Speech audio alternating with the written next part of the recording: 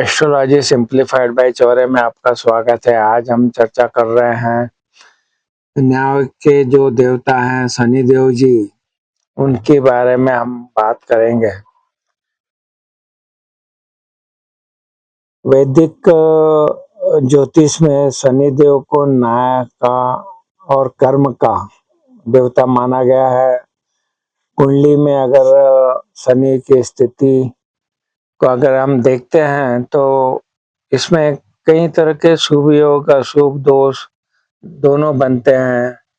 तो हम कुछ उसी पे चर्चा करने जा रहे हैं। कुछ प्रमुख योग जो है और दोष हैं उसके बारे में हम चर्चा करेंगे। वो चर्चा में वो ये देखेंगे उनका क्या प्रभाव रहेगा और फिर उसके उपायों के बारे में भी हम बात करेंगे।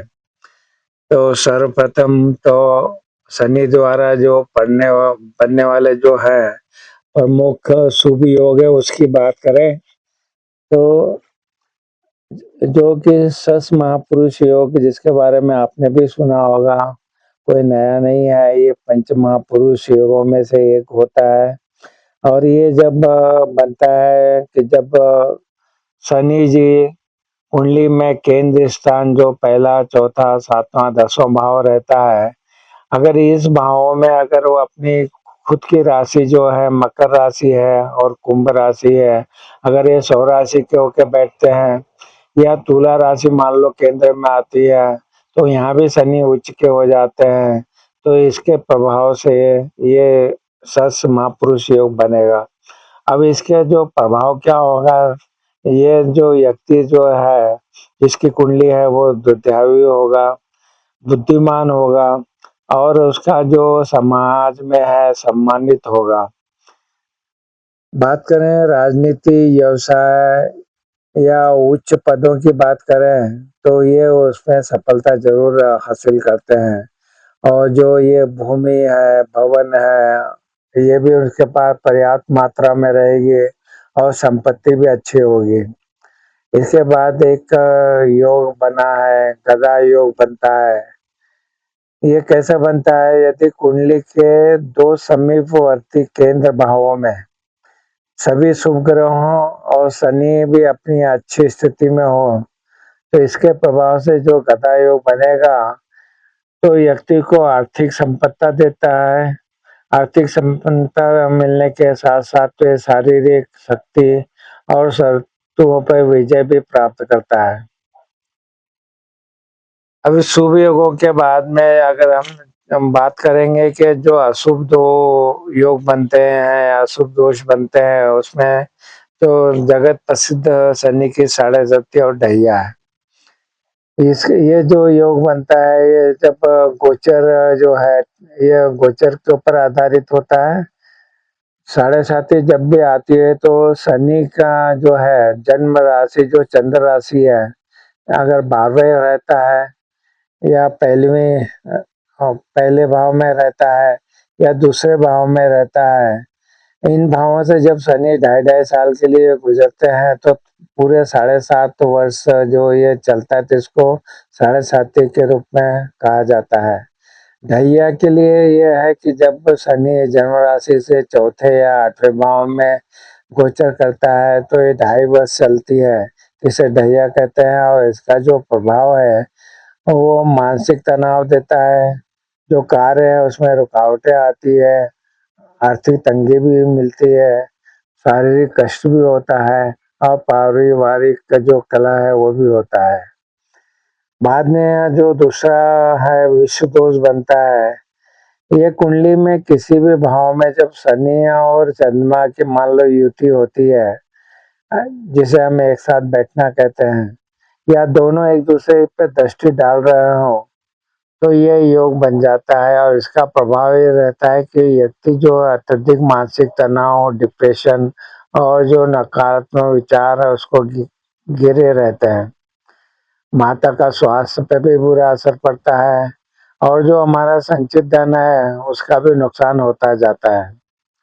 थर्ड जो दोष बनता है वो श्रापित दोष कहा जाता है और ये जब कुंडली में किसी भाव में शनि और राहु की स्थिति एक साथ होती है, युति बनती है, तो ये शापित दोष कहलाता है और इसका जो प्रभाव रहता है, जीवन में अत्यधिक संघर्ष करना पड़ता है, भाग्य भी साथ नहीं देता है। इसमें जब ये बनेगा तो इसके कारण संतान प्राप्ति में भी बाधा आती है और जो वैवाहिक जीवन रहता है, वो भी कष्टमय रहता है। चौथा जो दोष बनता है, वो पितृदोष कहलाता है। इसमें जो शनि और सूर्य की युति बनती है और जब शनि और सूर्य जो पिता पुत्र हैं, लेकिन शत्रु ग्रह होने के कारण जब एक ही भाव में इनकी युति होती है, तो पितृदोष बनता है और इसका जो प्रभाव है, पिता के साथ वैचारिक मतभेद होना, सरकारी कार्यों में बाधा आना और करियर में स्थिरता की कमी आना है। इसके बाद में अगर हम बात करें तो शनि जो दोष बने हैं, उनके उपाय भी हम कर सकते हैं। ये उपायों में शनिदेव को प्रसन्न करने और दोषों को कुप्रभाव को कम करने के लिए जो उपाय है, वो हम कर सकते हैं। उसमें एक है मंत्र और दूसरा है जो हनुमान चालीसा, बजरंग बाण है, इनका पाठ करना है, इनका जाप करना है।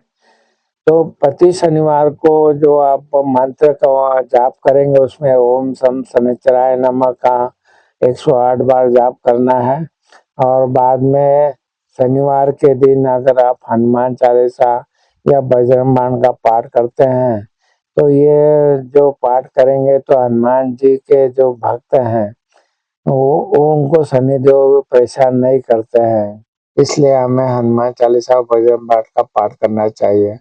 दान पुण्य में शनिवार के दिन आप जो दान कर सकते हैं, आप पुण्य कर सकते हैं, उसके बारे में बात करें तो आप काले तिल, काला कपड़ा, साबुत उड़द की दाल, लोहा या सरसों के तेल का दान करना चाहिए और किसी जरूरतमंद वृद्ध या सफाई कर्मचारी को भोजन या धन देकर मदद करना चाहिए। दीपदान के बारे में बताया गया शास्त्रों में कि प्रत्येक शनिवार की शाम को पीपल के पेड़ के नीचे सरसों के तेल का दीपक जलाएं और दीपक में 2-4 काले तिल भी डाल देवें।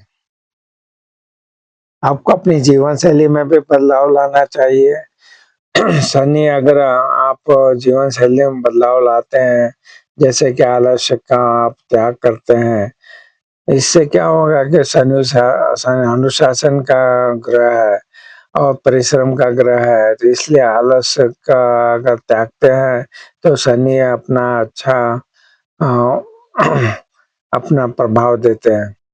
अगर आपके पास कर्मचारी है, नौकर हैं, तो और समाज के कमजोर वर्ग लोग आपके साथ में काम करते हैं, तो उनका सम्मान करना चाहिए और उनकी दुआएं लेना चाहिए। तो इस तरह से हमने देखा कि वैदिक ज्योतिष में शनि देव कर्म फलदाता है और न्याय के देवता है। तो शनि के द्वारा हमने देखा कि सस्मा पुरुष योग, विष योग, सापु योग जो बनते हैं और वो उन दोषों को कैसे दूर कर सकते हैं, उनके बारे में हमने संक्षिप्त जानकारी देने का प्रयास किया है।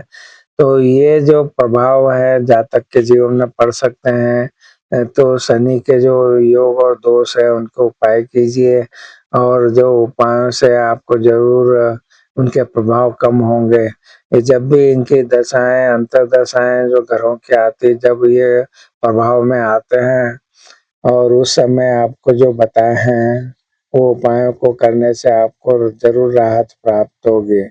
आपने हमारे वीडियो को अगर पसंद आया है तो ज़रूर इसको शेयर कीजिए और चैनल को भी सब्सक्राइब कीजिए। आपने अपने चैनल को सब्सक्राइब किया, वीडियो को लाइक और शेयर किया, इसलिए आप सबका बहुत-बहुत धन्यवाद। प्रणाम, प्रणाम, प्रणाम।